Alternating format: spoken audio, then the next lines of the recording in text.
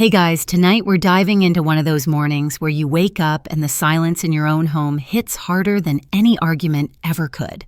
You probably won't survive this story without feeling a twinge in your chest, or maybe that's just me projecting, but stick around.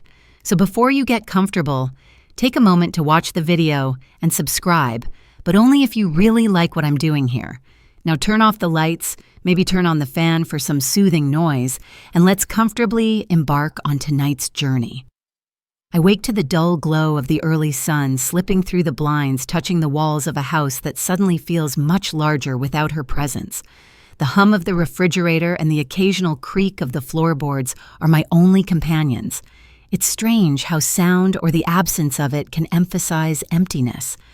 My daughter left early, leaving behind only the faint scent of her shampoo and the echo of her laughter from last night. Breakfast, usually a ritual of clattering dishes and soft chatter, now feels like a museum display. Untouched cups, a cold plate of toast, the crumbs scattered like tiny reminders of what's missing. People often debate whether these small domestic rituals, the morning, greeting, the way someone pours their tea, the glance across the table, matter in adulthood. Psychologists argue they're essential for sustaining emotional continuity across generations, yet so many of us ignore them until they vanish. Today I notice that absence, the weight of it pressing down like an unexpected tax on my heart. There's an odd satisfaction in thinking about how in some cultures, the first meal of the day is sacred. It's meant to honor the household's continuity. In Japan, for instance, families may follow a breakfast protocol that maintains harmony even if no one is hungry. In my kitchen, though, harmony seems like a foreign language. I drag myself to the kettle, the whistling steam reminding me of countless mornings when she would complain about the tea being too strong or too weak. I pour water over the leaves, the smell rising in gentle curls, comforting and accusing at the same time. There's a rhythm to this, a cadence that I remember her teasing me about. Did she ever notice how the quiet made the house feel alive? Probably not. The newspaper lies folded unread. The calendar shows today's date, yet no note or mark from her acknowledges it. In this moment, I understand that silence can speak louder than any shouted complaint. Oddly enough, inheritance laws in some regions dictate that adult children are automatically entitled to a portion of their parents' estate, regardless of familial bonds. It's bizarre to think that the legal system can enforce material inheritance even when emotional ties have frayed beyond repair. I've never been fond of thinking about such matters. It always felt clinical, too transactional. But the awareness lingers. Could a cold piece of legislation ever replace warmth laughter, or even the occasional sarcastic jab at breakfast? I doubt it. And yet the knowledge sits at the edge of my mind, whispering a strange reassurance that some things are protected even when feelings are not. I remember a friend once telling me that people often carry silent resentments for decades, masking them behind polite smiles and casual, "How are yous?" It's fascinating because in mainstream family dynamics, passive-aggressive communication is more common than direct confrontation. Sometimes we even unconsciously train our children to respond with a polite distance, rather than honesty, all in the name of maintaining surface-level peace. As I sip the warm tea, I realize the irony. The same tools meant to nurture civility now amplify distance. I wonder if my daughter feels the same echo of emptiness. The clock ticks, a gentle but relentless reminder that life continues whether we're ready or not. In some cultures, there's a belief that time spent in quiet reflection early in the morning can ward off misfortune, a superstition I once scoffed at, but now consider with a little nod. Perhaps today's silence is more than just the absence of conversation. It might be a protective ritual, an unseen barrier between us. And yet, despite these musings, I feel an undeniable sting. I long for the minor chaos of crumbs on the table, the argument over who forgot the milk, the half-finished toast abandoned mid-bite. That small disorder was life. Now order reigns over emptiness. I walk toward the hallway, noticing the small decorations I had placed together with her over the years. Each frame, each figurine seems to hold a fragment of memory, and I feel an odd thrill of nostalgia mixed with sorrow. Anthropologists debate whether physical objects in a home act as emotional anchors, especially for intergenerational households. Some argue that these anchors help children remember family values and shared history. Yet in today's world, those memories are fleeting, easily replaced by digital distractions, social media, and a culture that prizes independence over connection.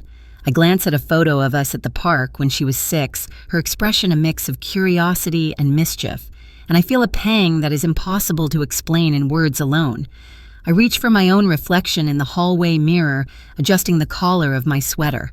The lines on my face feel sharper today, highlighted by the morning light. I realize I'm carrying both the weight of the past and the uncertainty of what comes next.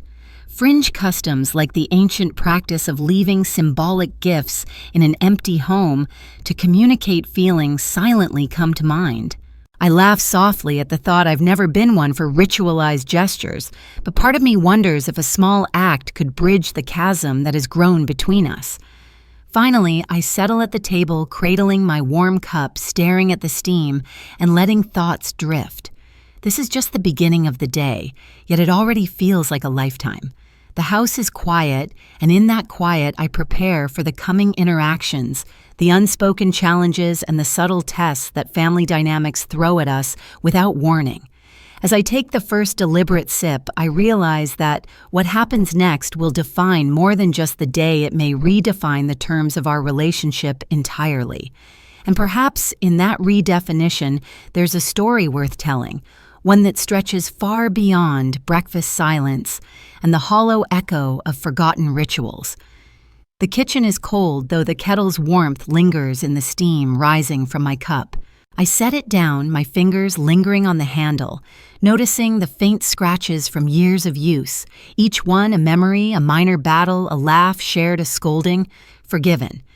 People still debate whether these small domestic routines actually shape our children's character, or if they're just nostalgic artifacts adults cling to.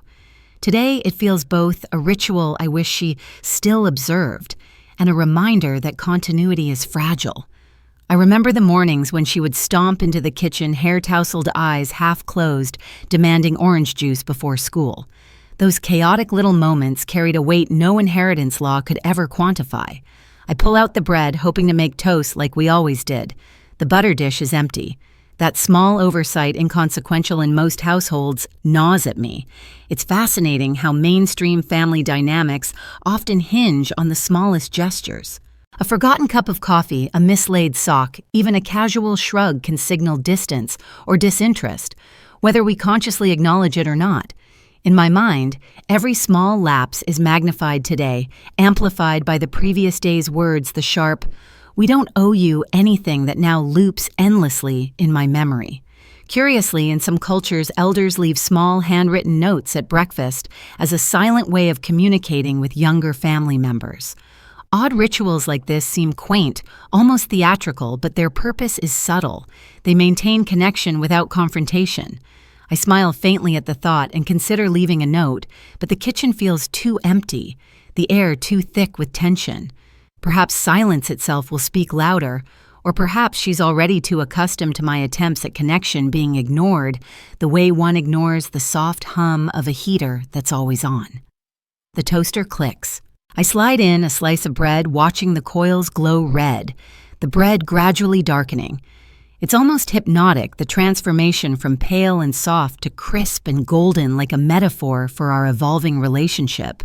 Breakfast, normally a scene of chatter and clatter, is reduced to me and the soft ticking of the wall clock. I glance at the calendar. A faint mark indicates her father's birthday is approaching. In our family, birthdays were historically celebrated with elaborate meals and small ceremonies. Anthropologists note that even when children leave home, these celebrations serve as emotional anchors, subtly enforcing social bonds. My own anchor feels loosened, fraying at the edges.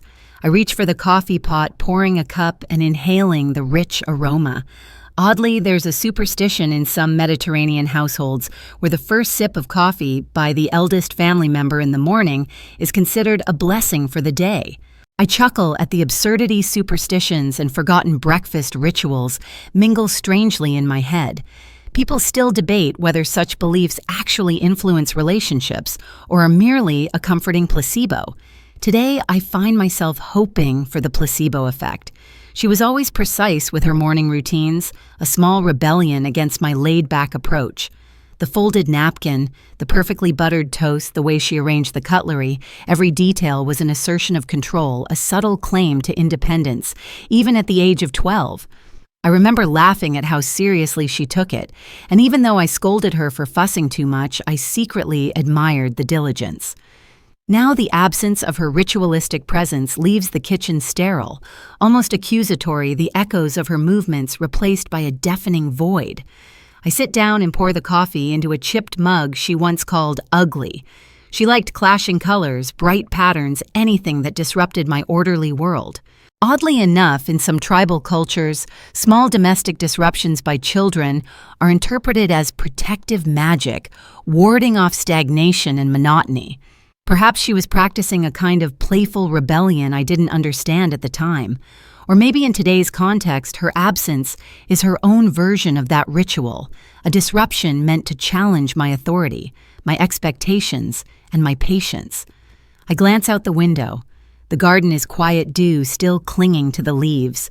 Birds flit between branches unbothered by human tensions. It strikes me that life outside doesn't pause for interpersonal strife, that nature continues in its quiet rhythm while human relationships fracture silently. This contrast is jarring. I sip my coffee slowly, letting the bitter warmth center me, but a gnawing sense of loss refuses to dissipate. Mainstream family studies suggest that children today, particularly in urban settings, develop an increased sense of individualism, often at the expense of traditional routines and shared meals. My daughter's absence feels like a textbook example. I pull out her favorite cereal, intending to leave it on the counter as if she were still here, a small gesture of normalcy. Oddly, in some Eastern European traditions, leaving food out for absent family members is a ritual to maintain bonds, almost like a symbolic invitation. People debate whether these acts are genuinely effective or simply acts of nostalgia. But for me, it feels like a lifeline, a bridge to a connection I'm not ready to relinquish. I arrange the bowl neatly, spoon placed on the side, and sit back, imagining her face when she eventually notices. The gesture, though small, carries a weight far beyond the breakfast table. The silence stretches, and with it the awareness that routine alone cannot restore fractured trust. I sip my coffee again, the warmth anchoring me, and realize that this empty kitchen is not just a physical space. It's a reflection of emotional distance. Odd customs, mainstream theories, personal reflections, they swirl together into a murky understanding of what's gone wrong and what might be repaired. I know this morning, like so many before, it is just a prelude. The day ahead promises more revelations, more moments where I must navigate uncharted waters between authority love and the quiet resentment of adulthood. I take a final sip and set the mug down, letting the steam curl and fade. Breakfast is done, yet nothing feels resolved. In this quiet ritual, I have prepared myself for the confrontations, the subtle tests, and the unexpected gestures that the day will bring. She may have abandoned the routine, yet in the empty space. She leaves, I find clarity. Connection is not about enforcing rituals. It's about presence, anticipation, and patience. And today, I am determined to explore that truth, one small act at a time. After breakfast, the house feels heavier. The quiet hangs between the walls like thick curtains shadowing every corner. I wander into the living room, glancing at the gift I had saved for her carefully wrapped months ago, a small token meant to bridge the silent distances between us.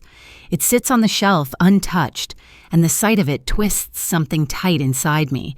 I feel a familiar knot, one that tightens with every ignored gesture, every dismissed attempt at connection.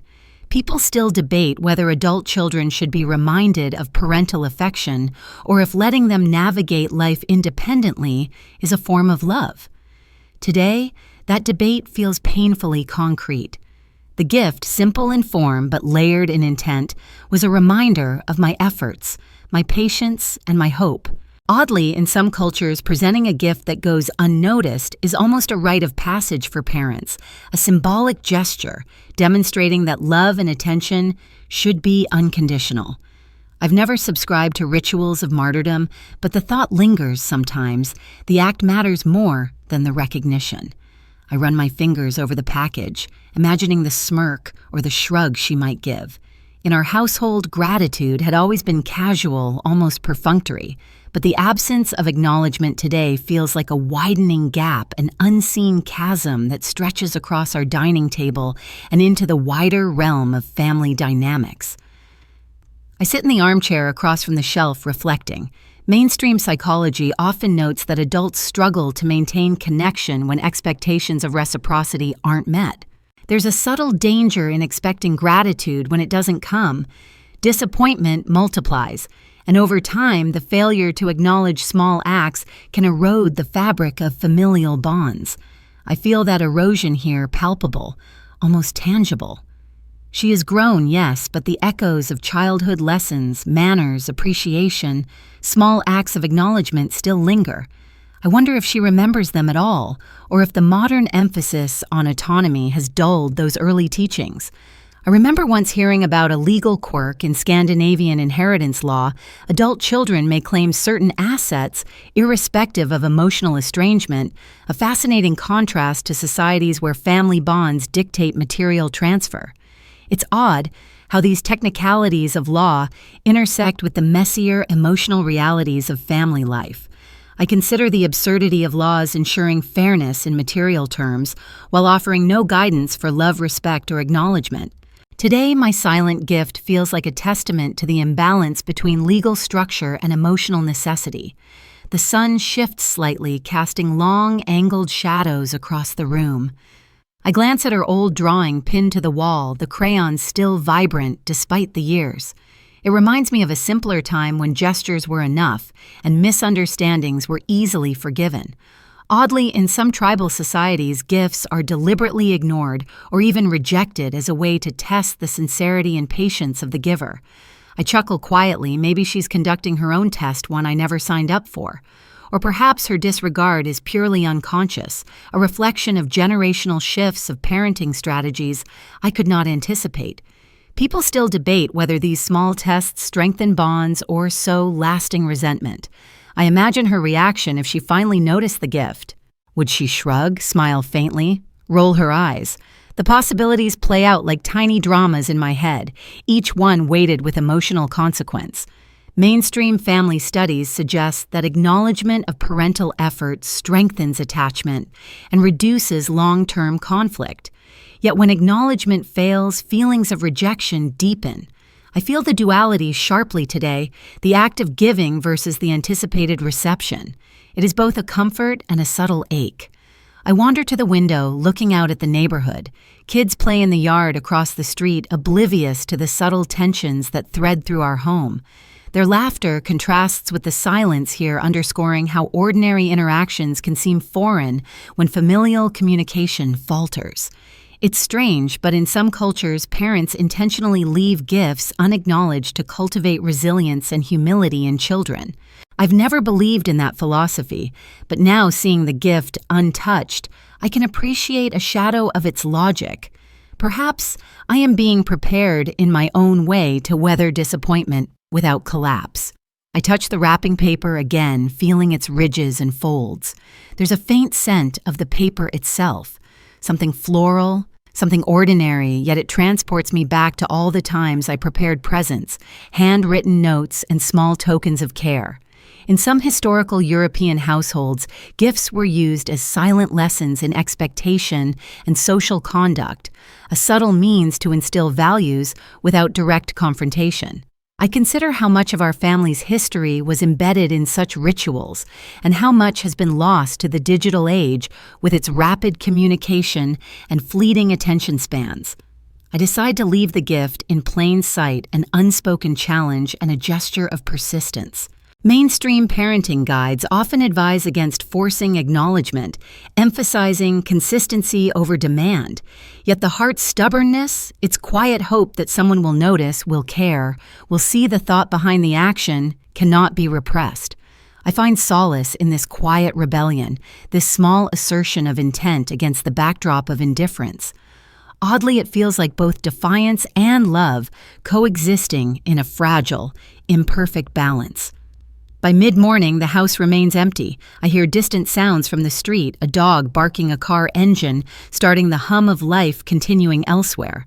In the stillness, I confront the fragility of trust, the subtle violence of being ignored, and the resilience required to endure. I sip water, let my gaze linger on the shelf, and acknowledge that this gift, like so many small acts of care, will either be recognized or fade into memory. The outcome is uncertain, but the intention remains steadfast, a quiet testimony that love, even when unacknowledged, persists. By late morning, the house has settled into a rhythm of quiet I can neither escape nor fully embrace. I wander toward the hallway, intent on tidying a few scattered items, when I hear voices, sharp-clipped, familiar. My daughter is on the phone, speaking rapidly, her tone carrying just enough edge for me to catch fragments of the conversation. Even though I don't hear everything, it's enough to sense frustration, perhaps annoyance. In mainstream family dynamics, it's common for children to confide externally about household conflicts, yet the reality always stings harder when it's your own child. People still debate whether it's worse to overhear these private admissions or to remain blissfully unaware. The words she doesn't intend for me to hear, the critiques, the sarcastic remarks, the casual dismissals, float through the hallway like unwelcome spirits. I feel the familiar ache in my chest, that mix of hurt and protective instinct, the desire to intervene clashing with the knowledge that intrusion could only make things worse. Oddly, in some South American households, parents interpret overheard conversations as a rite of passage, the moment children speak freely about their home life. To outsiders, is seen as a step toward autonomy. I can't tell if this cultural framing eases the sting or intensifies it. I linger in the doorway, pretending to admire a small painting on the wall, listening carefully. My daughter mentions the argument from yesterday, her voice tight. She recites details that should have remained private, her words sharp and unfiltered. It's jarring how externalizing conflict can amplify its effect. Anthropologists have noted that in many societies, adults interpret children's external complaints as both a betrayal and a form of self-expression, depending on context. I oscillate between feeling betrayed and understanding that she may simply need to process her emotions. I take a slow breath, letting the faint scent of detergent and old wood fill my senses, grounding me. Odd customs sometimes emerge in moments like these. Some families in parts of Asia leave an empty chair at the table as a symbolic space for contemplation or reflection, allowing members to vent frustrations safely, without direct confrontation. In a way, I imagine myself in that chair, a silent observer of her emotions, absorbing her complaints without judgment, trying to parse meaning from tone and word choice alone. The conversation ends abruptly, the click of the phone echoing through the empty rooms. I move to the living room, sitting down with a heavy sigh. The stillness that follows feels heavier, as if the house itself is processing what just occurred. Mainstream family studies suggest that overhearing children's private conversations can significantly impact parental self-perception, often introducing doubt and guilt. I wonder how many of my own actions, however well-intentioned, have fueled her sharpness, her need to externalize grievances. I recall an odd law in some Mediterranean communities. If a child speaks disparagingly about a parent in public, it can be interpreted as socially damaging, even affecting inheritance rights in extreme cases. The legal aspect seems absurd, almost archaic, yet it underscores how cultural frameworks shape our understanding of familial propriety. Here, though, there is no law, only the lingering echo of her words, the unseen ripples they leave in the quiet house. I wander toward her old study corner, now empty. The desk is neatly organized, though the chair is pushed back as if she just left. I notice the small trinkets she collected over the years, a stack of books, a few carefully arranged figurines. Anthropologists often debate whether these personal artifacts act as extensions of identity, especially in adolescence, helping children assert control over their environment. I can see that reflected here, the careful placement of objects, the attention to detail, a subtle reminder that she maintains order, even amid emotional chaos. I pause to reflect. Memories surface of conversations she had at that very desk, whispers to friends about my occasional overbearing tendencies, observations about household rules, complaints about chores. Oddly, in some indigenous rituals, children's spoken critiques are considered offerings to elders, a way of strengthening the emotional bond through honesty. I smile faintly at the irony. Perhaps she's practicing her own version of such a ritual, unaware that the listener is near absorbing and learning, not reacting, but quietly registering. A small breeze drifts through the open window, carrying the distant hum of traffic and the faint laughter of neighbors' children. It's a reminder that life outside continues unabated while internal storms rage unseen. I sit down my mind, wandering to discussions with family therapists about the importance of listening without immediate response. Silence, they argue, can serve as both shield and bridge. In my current predicament, it is both a protective barrier against impulsive confrontation and a tenuous connection that keeps the door open for eventual dialogue. By noon, I stand again, stretching and moving toward the kitchen for another cup of tea. The house has absorbed the earlier conversation, settling into a quiet lull, yet the emotional resonance persists. Odd customs and mainstream theories aside, the reality is simple. Her words, though, spoken in confidence elsewhere, remind me of the fragility of trust, the vulnerability inherent in familial bonds, and the delicate art of navigating relationships that shift with age, maturity, and circumstance. I take a slow sip, letting warmth fill my chest, preparing for the confrontations, subtle tests, and small reconciliations the day may yet hold.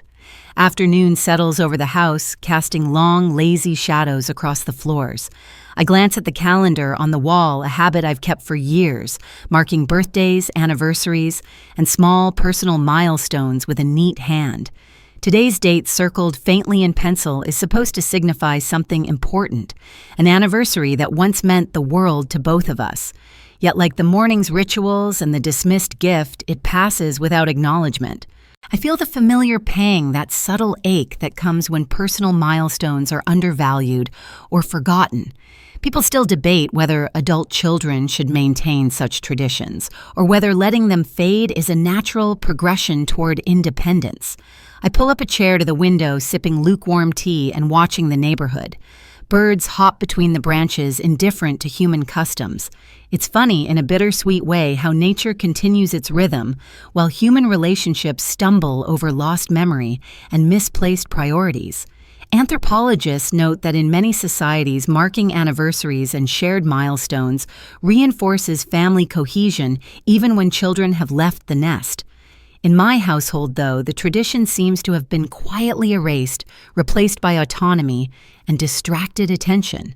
I remember last year's celebration vividly, the laughter, the small arguments over decorations, the overly sweet cake that nobody needed, but everyone enjoyed.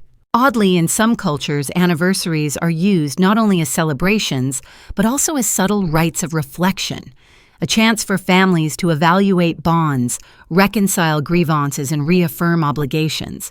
I consider whether my daughter perceives such days as meaningful at all, or whether she sees them merely as arbitrary markers, irrelevant to her busy life.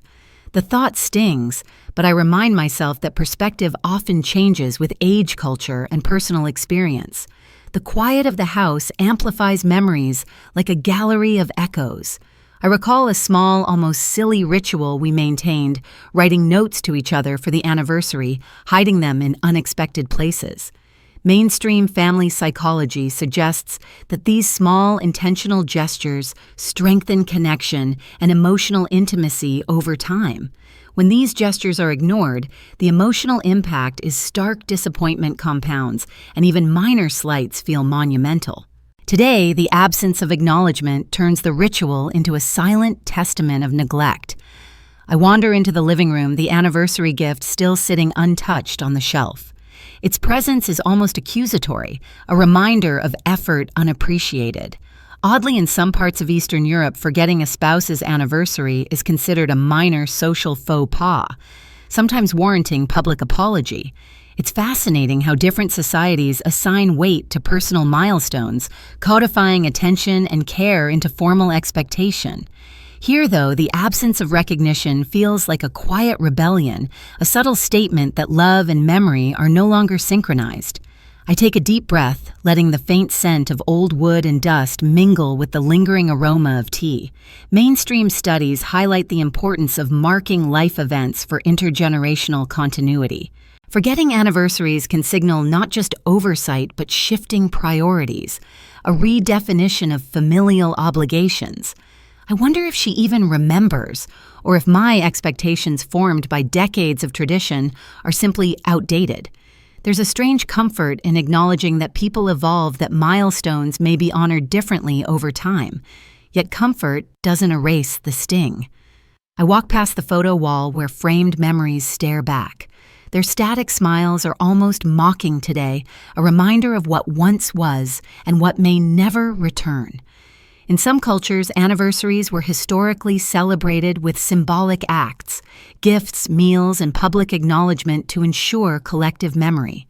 The absence of such rituals in my home underscores how contemporary urban life has shifted focus toward efficiency, individualism, and distraction.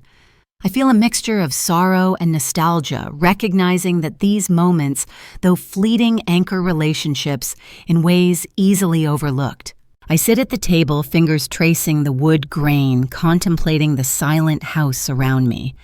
Odd traditions linger in my mind. In certain Asian societies, couples observe anniversaries quietly reflecting inwardly rather than displaying affection outwardly. Perhaps my daughter's indifference reflects a personal adaptation of that mindset, valuing autonomy and self-expression over outward acknowledgement. People still debate whether such private observances maintain connection or inadvertently foster detachment. I feel the tension acutely caught between respect for independence and longing for recognition. The afternoon sun tilts further, casting the room in gold. Shadows stretch across the floor, echoing the distance that has grown between us. I sip my tea, slowly letting the warmth anchor me. Mainstream psychological literature notes that adult children's disregard for personal milestones can exacerbate feelings of isolation in aging parents, even when unintentional. It's a paradox. Love persists, yet acknowledgement falters. The space between intention and reception grows almost measurable in the dust motes dancing in the sunlight. I stand and walk toward the window, once more looking out at the quiet street. Children play, neighbors pass by.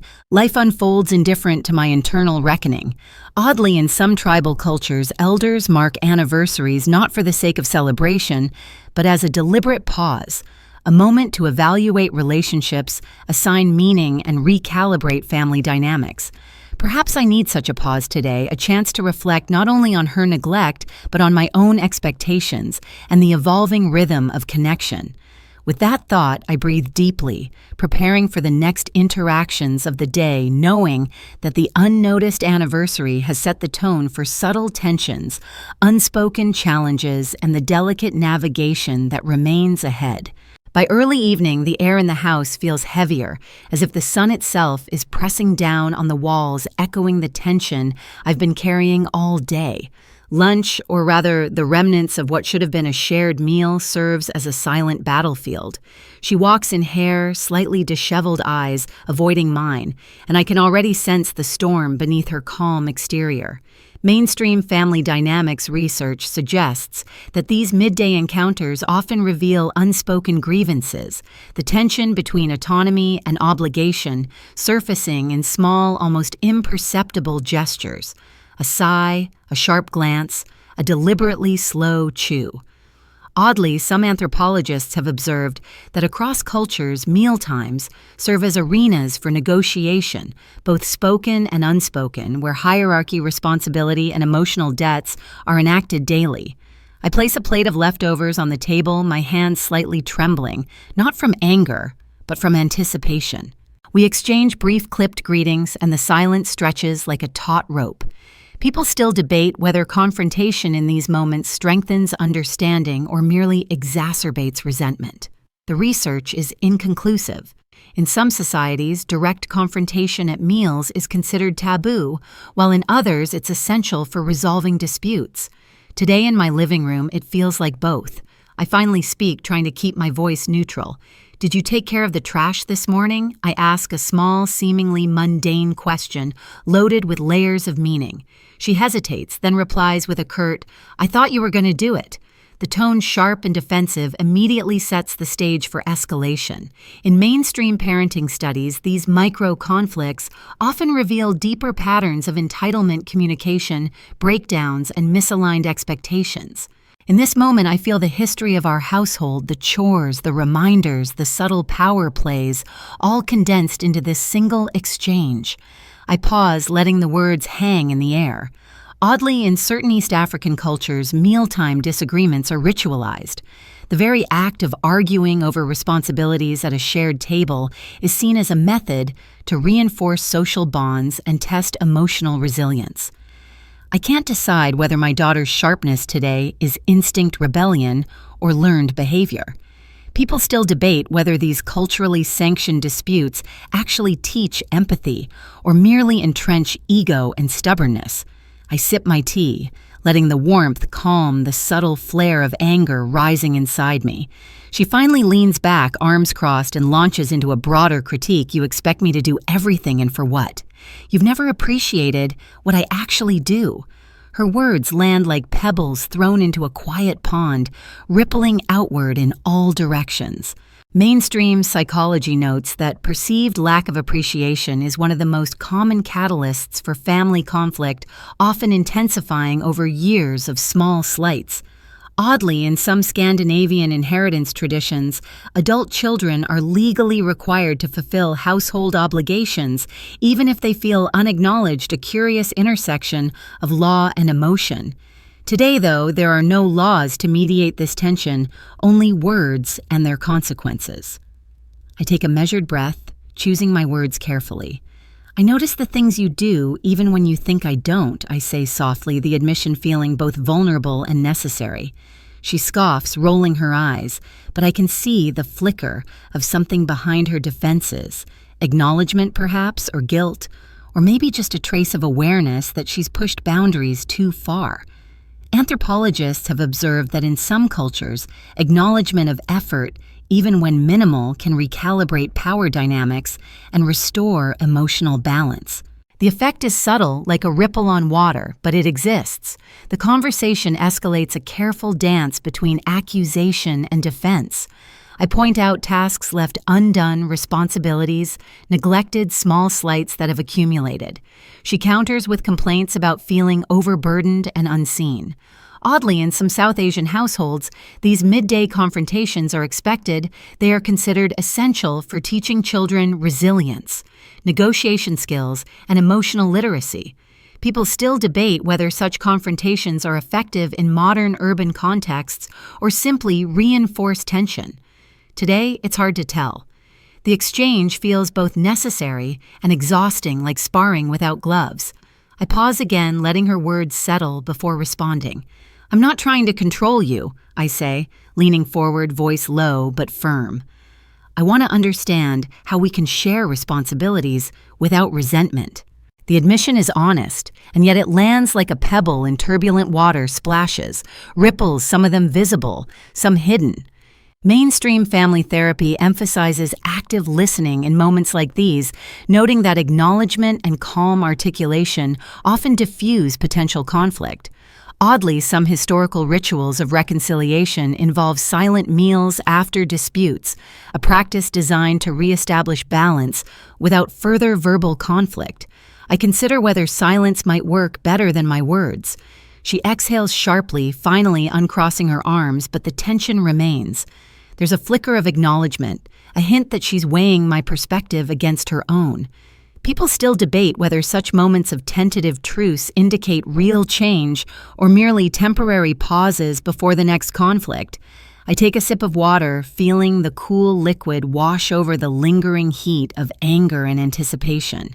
The meal is over, but the echoes of the confrontation linger, stretching across the room, the house, and the fragile landscape of our relationship. By the time she leaves the table, there's a fragile truce in place, the kind that teeters on the edge of collapse yet holds barely. Oddly, in some Mediterranean families, these brief reconciliations are seen as the emotional mortar binding, generations together, a subtle recognition that love persists even amid conflict. I sit back, letting the tension seep from my shoulders, knowing that the day is far from over, and the lessons of lunch will ripple into the evening, shaping the quiet negotiations, subtle challenges, and unspoken questions that remain unresolved. Later in the afternoon, I wander through the house, letting my fingers trail along the edges of shelves and the worn banister, noticing small changes I hadn't before. A drawer, usually left slightly ajar, is now locked. Another cabinet, once unremarkable, has been shifted, its contents rearranged with a precision that makes my chest tighten. Curiosity mingles with betrayal, and I feel the odd, prickly thrill of discovery. Mainstream family psychology notes that uncovering private changes in a household can evoke complex emotions, intrigue, resentment, and the subtle challenge of reasserting boundaries. Oddly, in some Japanese households, parents interpret a child's reorganization of family spaces as a ritual of respect or testing a gesture to assert control while demonstrating care. People still debate whether these acts are loving controlling or a mix of both. I kneel to examine the locked drawer, the wood smooth under my fingertips, and notice the small brass keyhole that had never seemed significant before. In my mind, I catalog what might be inside: letters, notes, small trinkets, perhaps the beginnings of a secret I hadn't anticipated. The sensation is equal parts anticipation and fear. In some Western European traditions, moving or locking a parent's possessions is viewed as an assertion of independence. In others, it borders on symbolic rebellion. I feel both sides, the desire to respect her autonomy and the sting of exclusion. I glance around, realizing that her presence or absence shapes the energy of the house more than I ever acknowledged. Every object, once mundane, now carries meaning. Anthropologists have long noted that rearranging personal belongings is a way to establish identity, particularly in intergenerational households. She is asserting herself, carving out a territory, signaling that the household is no longer mine to command alone. Oddly, in some South American families, similar acts are performed as rites of passage, signaling a child's transition from dependence to independence. The action is deliberate, a quiet declaration, and I feel the weight of its intent. I retrieve a small notebook from another shelf, its pages slightly curled. Flipping through it, I notice sketches and notes, some mundane, others revealing a meticulous mind at work.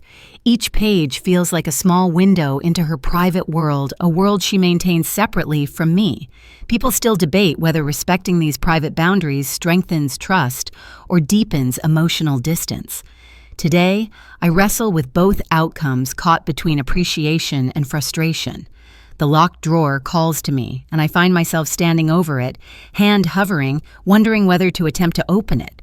Oddly, in some Mediterranean cultures, parents are taught to respect the private spaces of children even into adulthood, a practice meant to cultivate mutual trust. Yet the very notion of ignoring a locked space in your own home feels alien, provocative, a subtle affront. I hesitate, balancing curiosity with respect, the room silent except for the hum of the fan above. I remember other instances, small but significant. The moved picture frames, the carefully organized shelves, the subtly shifted furniture. Each act is deliberate, signaling autonomy and asserting influence. Mainstream studies suggest that adult children often perform these subtle acts to negotiate control within shared spaces, testing the emotional responses of parents without verbal confrontation. Oddly, in some East Asian households, such acts are seen as a form of silent communication, an unspoken dialogue of respect, frustration, and negotiation. I consider whether that framework might apply here. I pause to breathe, noticing the sunlight slanting through the window, catching the dust motes in the air. The house feels alive in her absence, filled with the echo of her influence. Objects rearranged or locked become symbols of unspoken rules, subtle challenges, and invisible tests. People still debate whether parents should intervene or allow such assertions to stand as lessons in independence. I choose patience for now, letting the silent dialogue unfold on its own, recognizing that her actions communicate more than words ever could. The locked drawer, in particular, fascinates me. I kneel, tracing the keyhole with my fingertip, imagining what might lie within. Oddly, in some Northern European families, secret compartments and hidden spaces are part of traditional household architecture, used to store letters, keepsakes, or small tokens of personal significance. Here, the locked drawer becomes both literal and metaphorical, a repository for autonomy, a symbol of boundaries, a challenge to my expectations. I step back, letting the tension in my shoulders relax slightly. Each discovered change, each subtle rearrangement is a message I must interpret. Mainstream family dynamics research emphasizes that understanding these cues is crucial for maintaining respect and minimizing conflict.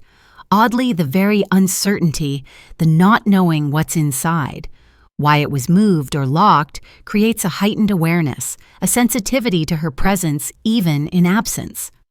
By evening, I sit near the drawer, sipping another cup of tea, letting the warmth steady my nerves. The day has been long filled with subtle confrontations, neglected traditions, and small revelations of independence. The house, though quiet, pulses with her agency, her choices, leaving an indelible mark. People still debate whether silent assertions of control signal rebellion or growth. I sit absorbing the lessons, letting curiosity mingle with patience, understanding that this quiet exploration, this acknowledgement of her autonomy, is as important as any confrontation or conversation I could initiate. Evening settles with a soft amber glow as I make my way to the study, my footsteps muffled by the thick rug. The house feels different now, altered subtly by the events of the day, the untouched breakfast, the dismissed gift, the overheard conversations, and the locked drawer. Each detail accumulates into a slow, insistent weight pressing on my chest. I lean back in the chair, the familiar creak of its joints, a small comfort, and let my thoughts drift. Memories of my own mother begin to surface, unexpected and persistent, like shadows lengthening in the dusk. She too had her routines and rituals, her strict expectations that often clashed with my youthful impulses. And in those moments, I remember the delicate balance of fear, respect, and love that governed our interactions. It's strange how history repeats itself. People still debate whether intergenerational patterns of behavior are inherited consciously or unconsciously, whether we are fated to echo the conflicts of our parents or whether we can carve our own path. I see the echoes in my daughter's actions, the subtle assertions of independence, the strategic avoidance of acknowledgement, the quiet tests of boundaries. Oddly, in some Northern European cultures, elders deliberately introduce challenges to children's autonomy, small trials meant to foster resilience and moral judgment. Perhaps my mother's methods, though stern, were intended similarly. The thought brings a faint smile tinged with melancholy. Even conflict can carry hidden lessons. I pull a small box from the shelf, one I had kept hidden since childhood. Inside are letters from my mother written with meticulous care, words expressing love, guidance, and sometimes reprimand. Her handwriting, precise and elegant, conveys a mixture of authority and tenderness. I reread a few passages, remembering how she had always emphasized patience, the quiet cultivation of self-discipline, and the subtle art of listening. Oddly, in some traditional Asian households, letters from elders are treasured as conduits of wisdom meant to guide behavior long after spoken words fade. The parallels to my own situation are uncanny: the value of silent guidance, the patience required to navigate generational expectations, and the subtle ways influence can persist. I glance at the clock. Hours have passed since the morning rituals, the missed anniversary, the midday confrontations, and the quiet explorations of her rearranged spaces. I realize that much of what I feel is shaped by expectations that stretch back decades, shaped not only by my experiences as a parent, but also by the shadow of my upbringing. Mainstream psychological theory suggests that unresolved tensions with one's own parents can resurface in interactions with children, sometimes magnified, sometimes muted, but always present. Oddly, in certain indigenous communities, elders are viewed as both guides and mirrors, reflecting the behaviors they hope to see corrected in the next generation. I can see that mirrored in my own reflections. My daughter's behavior is both her own and a reflection of the lessons I internalized consciously or not. I stand and walk to the window looking out at the quiet street bathed in evening light. The shadows of trees stretch long across the pavement, a reminder that time moves forward regardless of human attention or emotional readiness. People still debate whether these moments of introspection should be shared with children or held privately. In some Mediterranean cultures, parents are encouraged to express reflections in writing, leaving letters or notes as subtle guidance rather than direct confrontation. I consider drafting such a note for my daughter a quiet acknowledgement of the day of my awareness of her independence and my continuing care despite perceived slights. I wander back to the living room where the locked drawer sits like a silent sentinel, a metaphor for the growing distance between us. My hands hover over its surface, feeling the smooth wood and the subtle indentation of the keyhole. Oddly, in some historical European households, parents would intentionally leave small items in inaccessible places to test children's curiosity and patience. While my daughter's actions are clearly not a formal test, the emotional effect is similar, a combination of challenge, boundary setting, and the assertion of autonomy. People still debate whether these silent boundaries strengthen respect or create resentment. I feel both simultaneously. I sit once more the letters from my mother resting in my lap.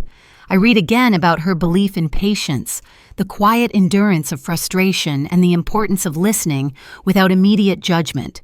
These lessons resonate with me today, especially as I navigate the delicate balance of acknowledging my daughter's independence while maintaining my own sense of authority and emotional presence.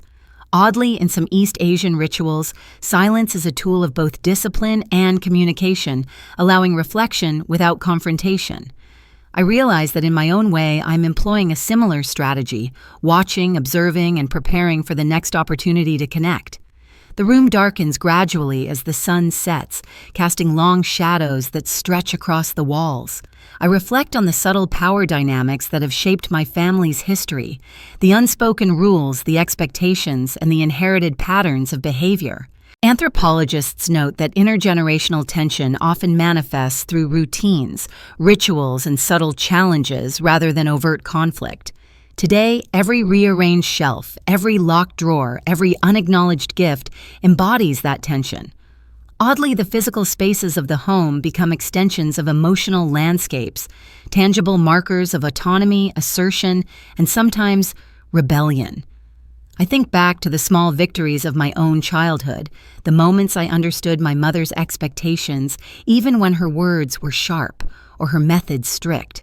There is a paradox in these lessons. They were both restrictive and freeing, offering structure while encouraging subtle independence.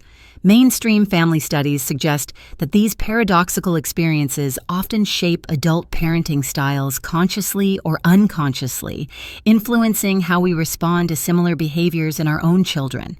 I see it clearly now reflected in my daughter's actions. Independence expressed through subtle resistance, boundaries tested quietly, autonomy asserted in ordinary spaces. I rise and pace slowly, the house empty except for the faint hum of the fan. Each room, each shadow, each rearranged object carries the weight of expectation, rebellion, and history. Oddly, in some Mediterranean households, elders leave small symbolic gestures around the home to guide children without direct instruction. Today, I feel as if my daughter has created her own symbolic gestures intentionally, or not asserting her individuality while challenging my capacity to respond with patience and understanding. People still debate whether these unspoken communications bring families closer or drive them apart. I sit back down, feeling the tension settle, but not dissipate the house, a living reminder of our ongoing negotiation. As night deepens, I consider what tomorrow might bring: the continuation of routines, the next round of subtle confrontations, and the persistent challenge of balancing autonomy with connection. I reflect on my mother's lessons, the inherited wisdom of patience and observation, and the ways these ancient practices continue to inform my present decisions. Oddly, even the smallest gestures, the placement of a cup, the turn of a page, the subtle adjustment of a drawer, carry echoes of intergenerational knowledge, reminders that family is never just about words, but about the quiet, persistent dialogue of presence, attention, and subtle assertion. By the time the house is fully dark, I sit in quiet reflection, letting the memories of my mother and the lessons of the day merge into a slow understanding.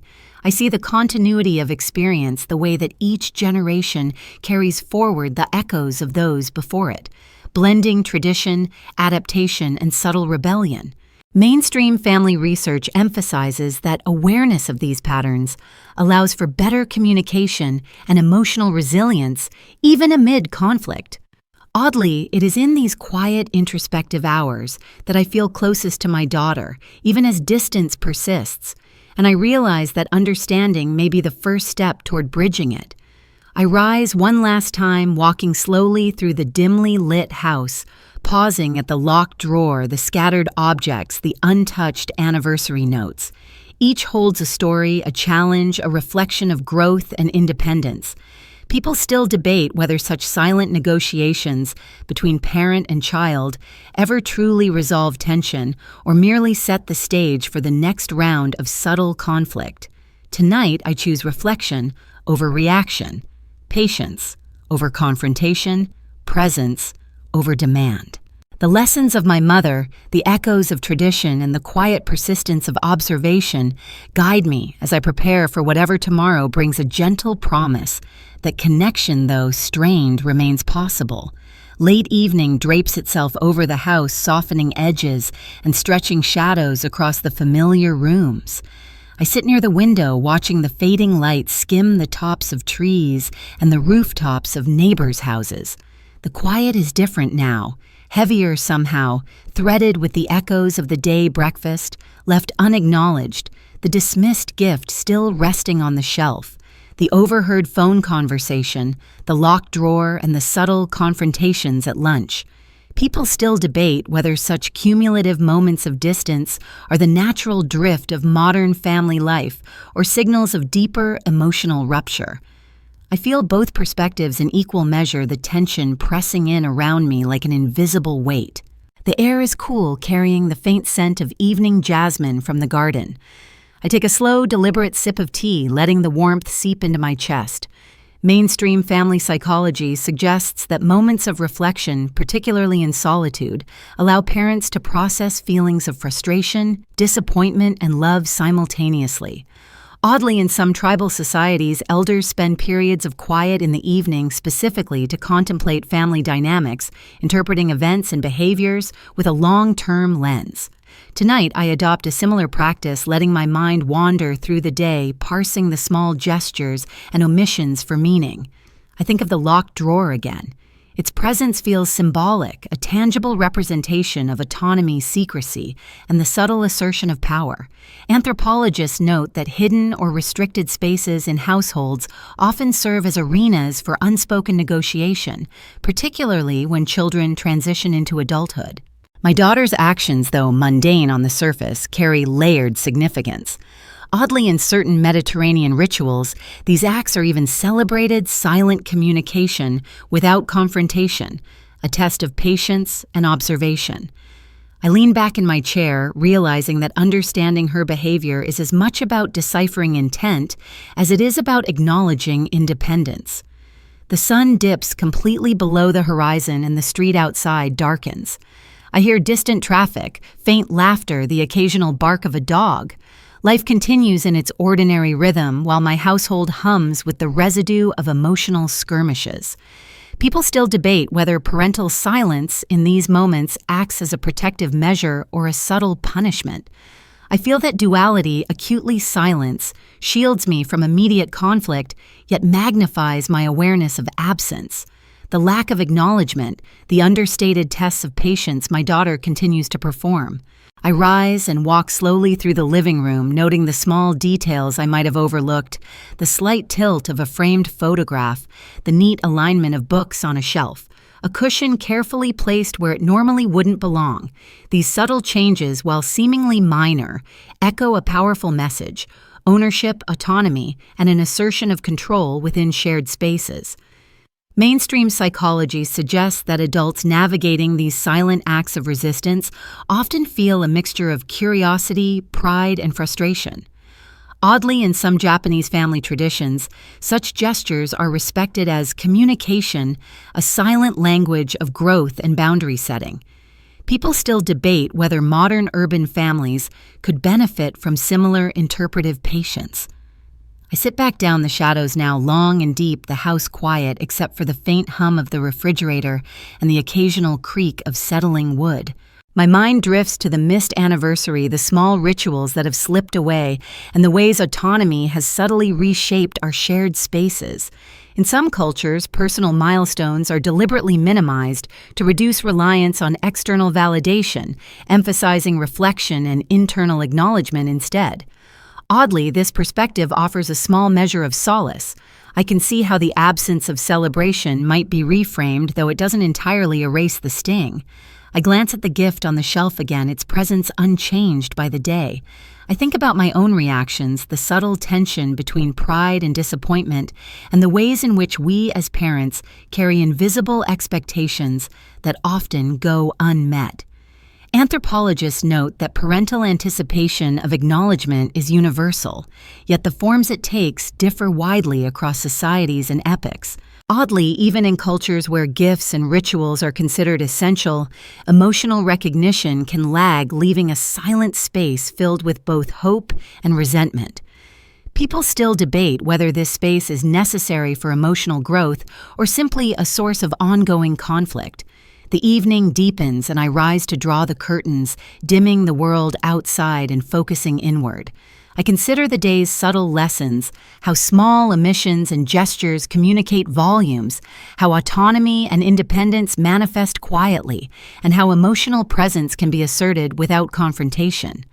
Oddly, in some Scandinavian traditions, adult children are encouraged to signal their independence in minor symbolic ways, teaching parents to navigate the balance between involvement and restraint.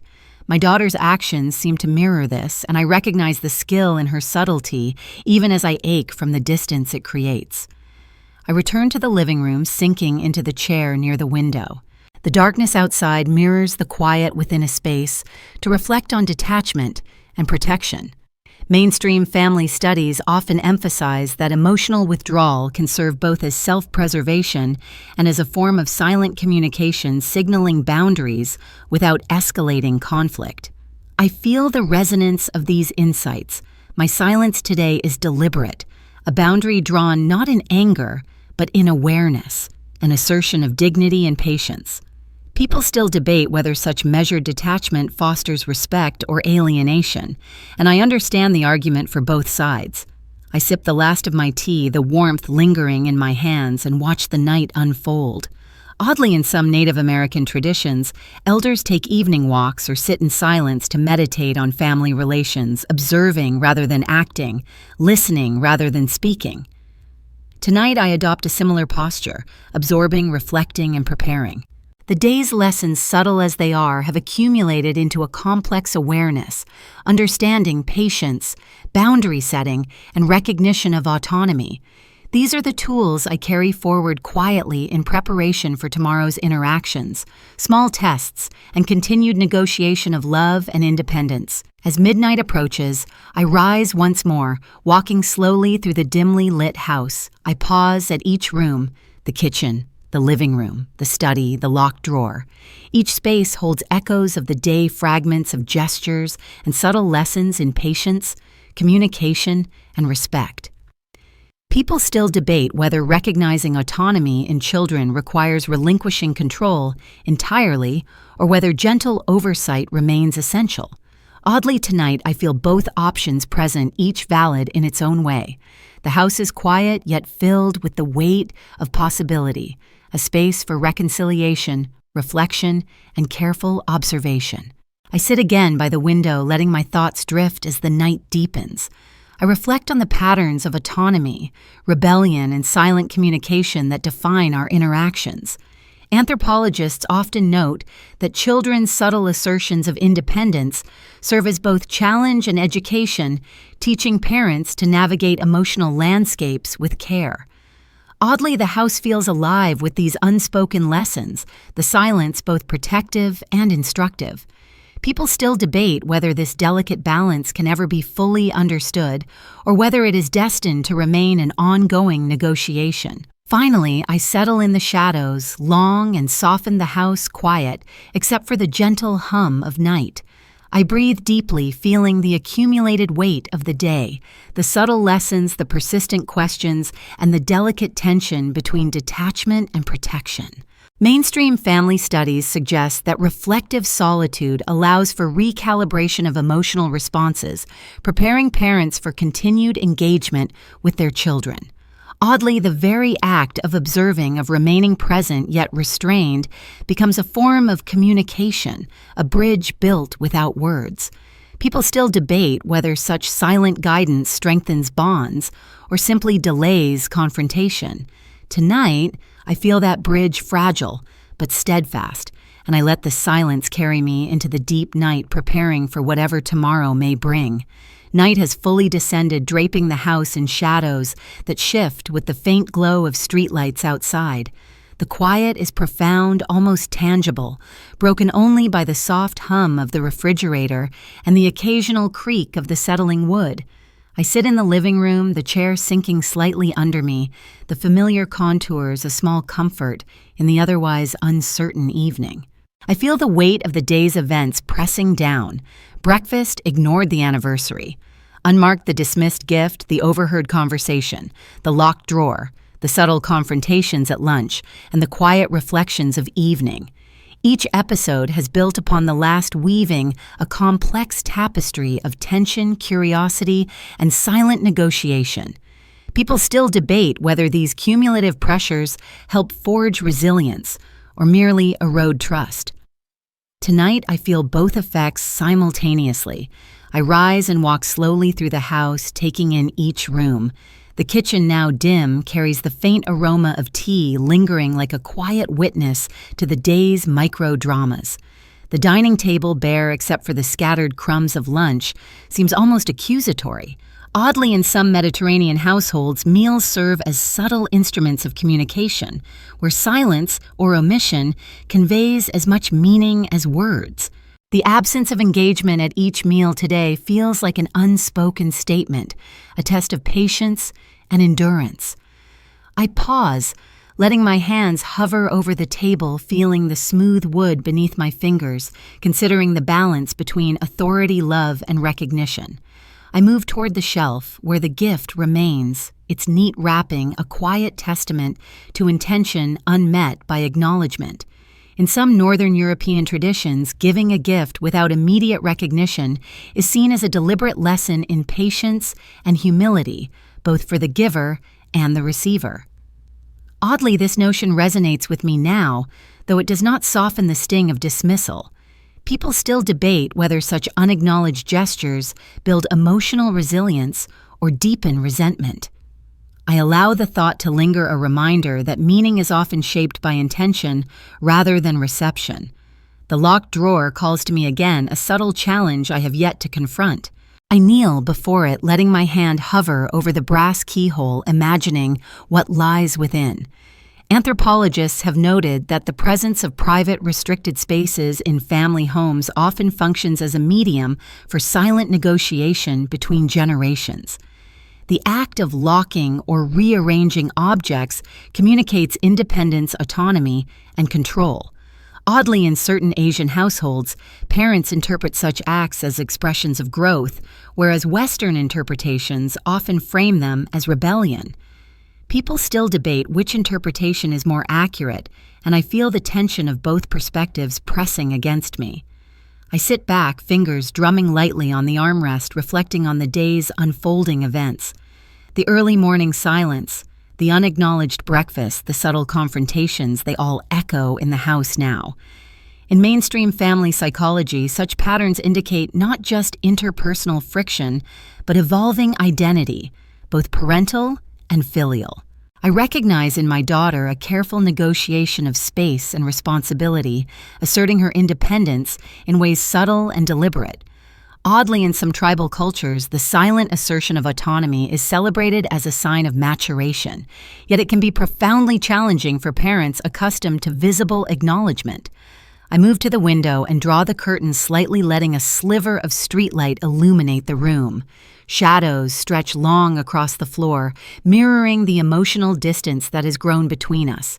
The house feels alive with invisible currents, the energy of unspoken words, the tension of unmet expectations, the quiet assertion of boundaries. People still debate whether emotional withdrawal serves as protection or punishment. I feel it is both a necessary defense against impulsive confrontation and a subtle message that boundaries exist and must be respected. Oddly, this deliberate detachment carries with it a form of communication nuanced and potent, shaping the dynamics of the household, even in silence. I return to the armchair, settling in with the letters from my mother still on the table. Her words, full of wisdom, patience, and guidance, offer a model for navigating these silent negotiations. In some historical European households, elders would provide instruction not through direct intervention, but through observation, suggestion, or written communication, emphasizing the long-term cultivation of understanding over immediate correction. Oddly, my mother's lessons mirror that practice: patience, observation, reflection. People still debate whether these methods are effective in modern family contexts, but tonight I find comfort in their continued relevance. I take a deep breath, feeling the cool air brush against my face. My thoughts wander to the idea of reconciliation, not forced, not demanded, but allowed to unfold naturally. Mainstream studies suggest that timing, patience, and measured action are crucial in bridging gaps created by autonomy and independence. Oddly, in some Mediterranean customs, parents and children leave symbolic gestures for each other, signaling openness without direct confrontation. I imagine leaving a small note, a subtle token bridging the distance without intruding. It's a delicate balance, one that requires awareness, restraint, and empathy.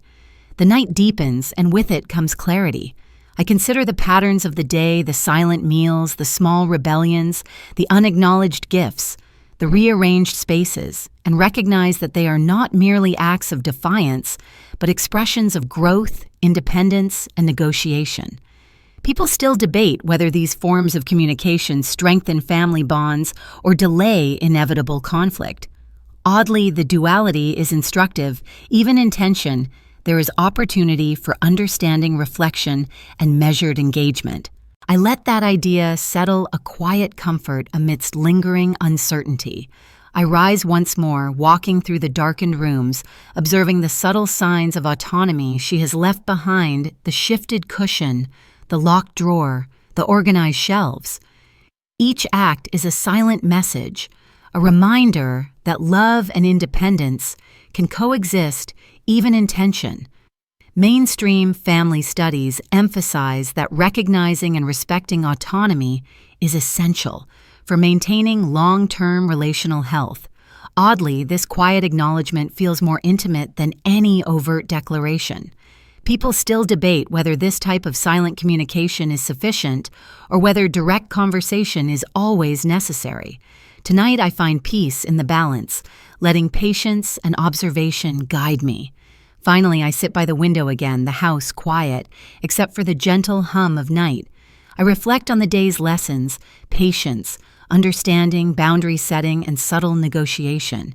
Oddly, in some indigenous traditions, elders spend nights in reflection precisely to navigate complex family dynamics without conflict.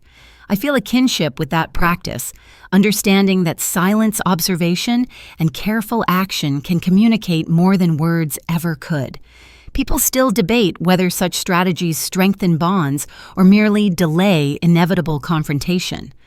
I let the tension soften, letting the night carry me into a state of calm readiness for whatever tomorrow may bring. By midnight, I am ready to rest the house alive with subtle lessons and silent echoes. The day has been a masterclass in patience, observation, and understanding. Oddly, even in absence, my daughter communicates volumes, teaching me about boundaries, independence, and respect. Mainstream studies highlight the importance of reflection in processing family dynamics, and tonight I embrace that fully.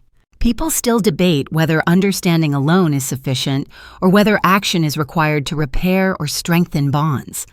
I feel that comprehension, patience, and quiet presence are the beginning of reconciliation, the foundation for future connection. I close my eyes, letting the quiet envelope me, acknowledging the lessons of the day and the persistent questions of night. Oddly, the silence feels like a bridge, fragile yet enduring, connecting past patterns with present challenges and future possibilities. People still debate the efficacy of such quiet endurance, yet tonight it provides a rare and gentle clarity. Love, even in tension, can persist. Understanding, even in absence, can guide, and boundaries, even when unspoken, can nurture growth. I breathe deeply, letting the night carry me forward, ready to face tomorrow with patience, awareness, and hope. The house is still now, the night wrapping every corner in a soft, forgiving darkness. I sit quietly in my chair, letting my thoughts drift, unhurried, untethered by expectation. Today's events, the missed anniversary, the ignored gift, the locked drawer, the subtle confrontations and the quiet rebellions linger in the air like faint echoes, yet they no longer press on me with urgency.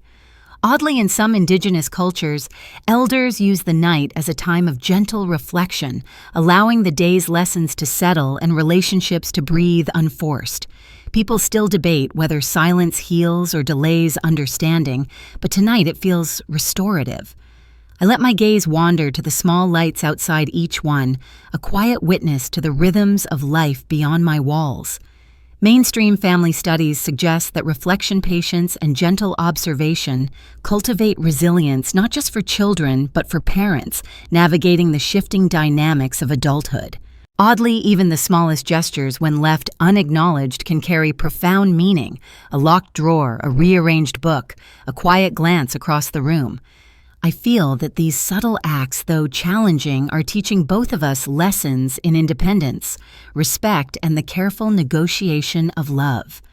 I rise slowly, walking through the quiet rooms, pausing at the spaces my daughter has claimed.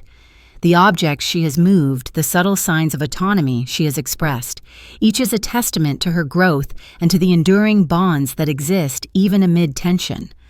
Oddly, it is in the act of observing without interference that I feel closest to her, understanding that love does not always require immediate acknowledgement or visible expression. I sit once more, taking a deep breath, letting the night carry away the frustrations and leaving behind clarity, patience, and gentle hope. The house, the shadows, and the quiet all feel like teachers. People still debate whether reconciliation requires words or whether presence alone is enough. Tonight, I whisper to myself that understanding patience and silent acknowledgement may be the most enduring forms of love. To my subscribers and supporters, thank you for joining me on this journey. Good night.